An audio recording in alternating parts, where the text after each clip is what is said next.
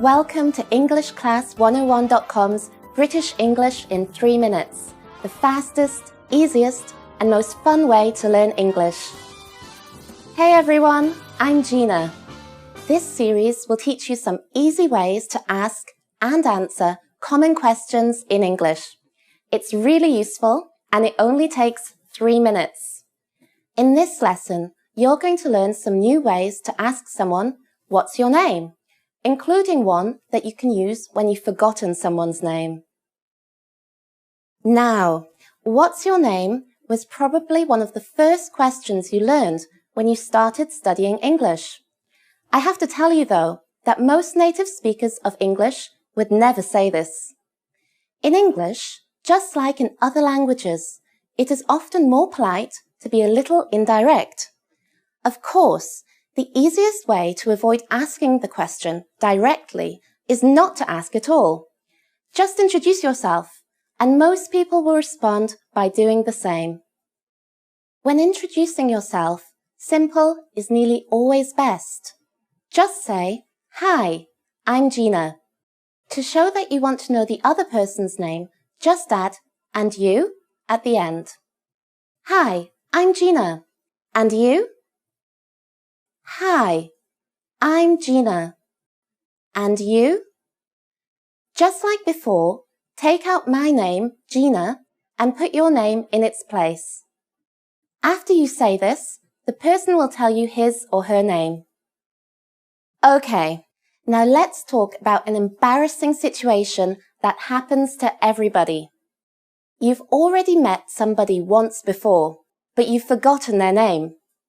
The most polite thing to do in this situation is to apologize and ask again. There's a simple way to do this that's also polite. "I'm sorry.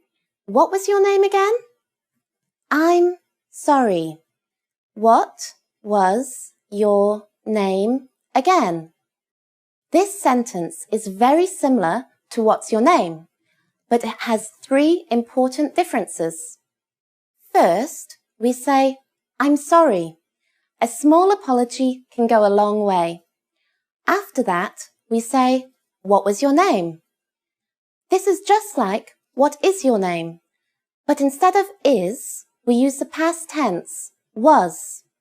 This is really important, as it tells the other person that you remember meeting them. You haven't forgotten him or her, you've just forgotten the name. This little word makes all the difference. "I'm sorry. What was your name?" Finally, we add again to the end. This is another hint that tells the other person that you remember learning his or her name before, but you just can't recall it right now. "I'm sorry. What was your name again?"